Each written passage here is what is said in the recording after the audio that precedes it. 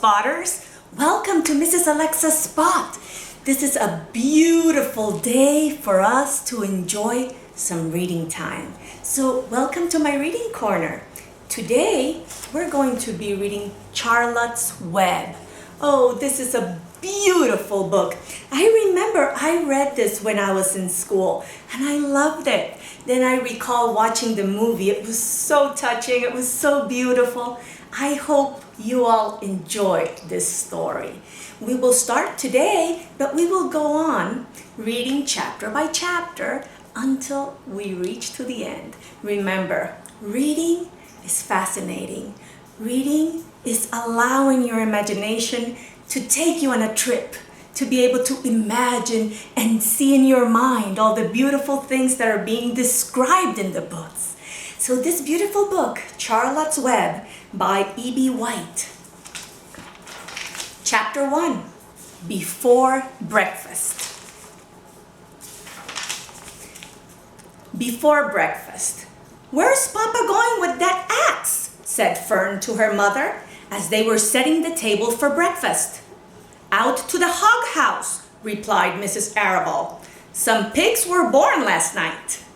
"I don't see why he needs an axe," continued Fern, who was only 8. "Well," said her mother, "one of the pigs is a runt. It's very small and weak, and it will never amount to anything. So your father has decided to do away with it." "Do away with it?" shrieked Fern. "You mean kill it? Just because it's smaller than the others?" Mrs. Arabella put a pitcher of cream on the table.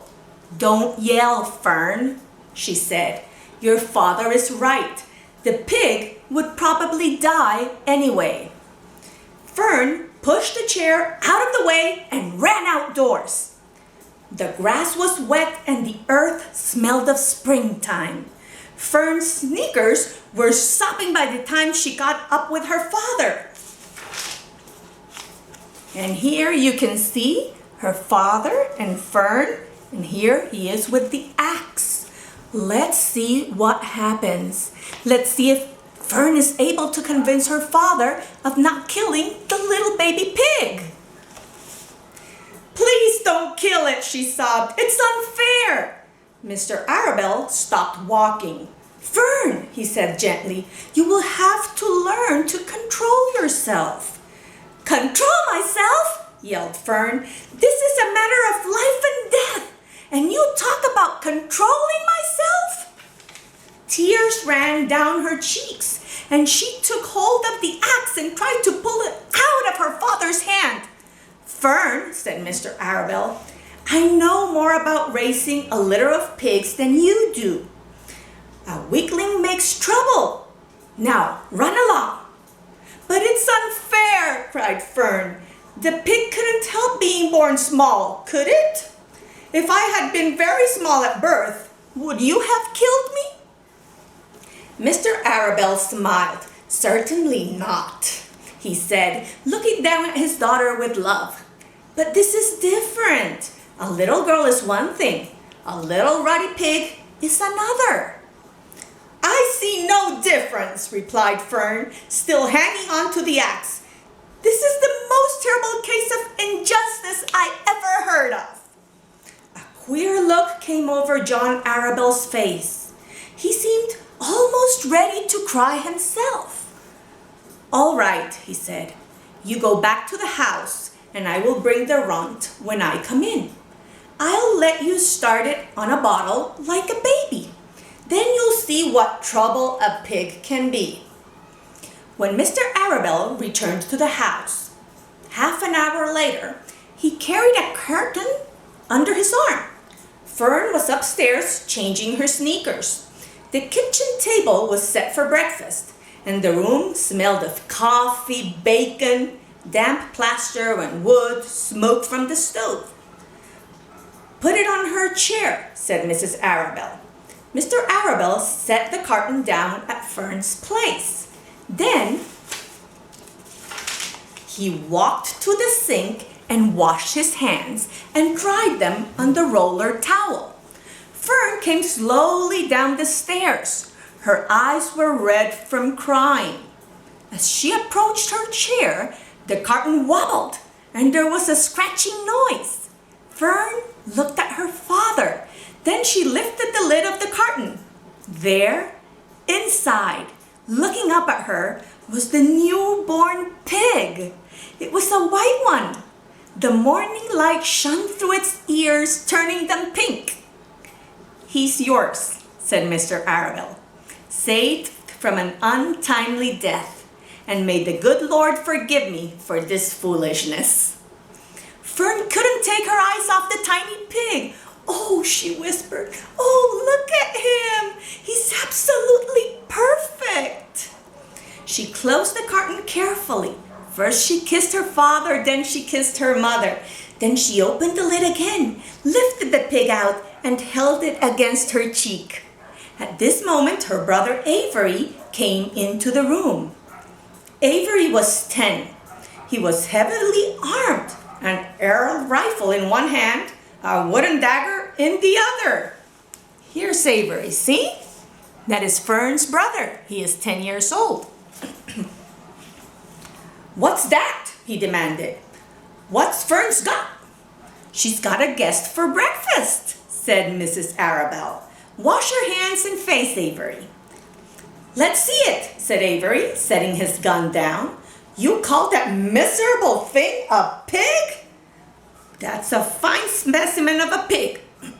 It's no bigger than a white rat. Wash up and eat your breakfast, Avery," said his mother. "The school bus will be along in half an hour." "Can I have a pig too, Pop?" asked Avery. "No, I only distribute pigs to early risers," said Mr. Arabelle. Fern was up at daylight trying to rid the world of injustice. As a result, she now has a pig. A small one to be sure, but nevertheless, a pig. It just shows what can happen if a person gets out of bed promptly. Let's eat. But Fern couldn't eat until her pig had had a drink of milk. Mrs. Arabelle found a baby's nursing bottle and rubber nipple. She poured warm milk into the bottle, fitted the nipple over the top, and handed it to Fern. "Give him his breakfast," she said. And here you see Fern with the little baby pig, and she's giving him breakfast, milk from that bottle.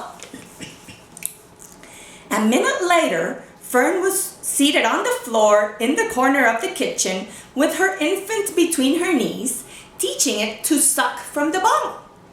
The pig, although tiny, had a good appetite and caught on quickly. The school bus honked from the road. "Run!" commanded Mrs. Arabelle, taking the pig from Fern and slipping a donut into her hand. Avery grabbed his gun and another donut. The children ran out the road and climbed into the bus. Fern took no notice of the others in the bus. She just sat and stared out the window, thinking what a blissful world it was and how lucky she was to have entire charge of a pig. By the time the bus reached school, Fern had named her pet, selecting the most beautiful name she could think of. "Its name is Wilbur," she whispered to herself. She was still thinking about the pig when the teacher said, "Fern, what is the capital of Pennsylvania?" "Wilbur," replied Fern dreamily. The pupils giggled. Fern blushed.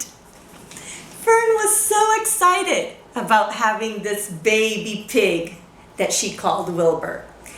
What do you think about her having a pig as a pet? Do you have pets? Hey, spotters, what kind of pets do you have? I would love to see your pets. We have 2 pets at home. We have 2 dogs. We have a schnauzer. She's a miniature schnauzer. Her name is Mila. And my daughter Sophie just got a Great Dane, which she named Hugo. So we have those 2 pets at home, and I would love to see your pets. How about sharing a picture of ourselves with our pets and posting them on Instagram? Get your parents to help you with the hashtag Mrs. Alexa Spot Pets. And that way we can share and we can see the images of each one of us with our pets. So I'll be waiting to see your pictures. And stay tuned. Remember to subscribe to Mrs. Alexa Spot. Remember to like this video if you liked it. And ask your parents to help you out. Click on the bell so that whenever we post new videos, you can watch them. That way, next week, you can watch the video for the next chapter of Charlotte's Web. I hope you have had a beautiful time. I hope you've enjoyed reading about Fern and this adventure that she will begin with her new pet, the little pig Wilbur. I will see you next week. Take care, everyone. Be safe.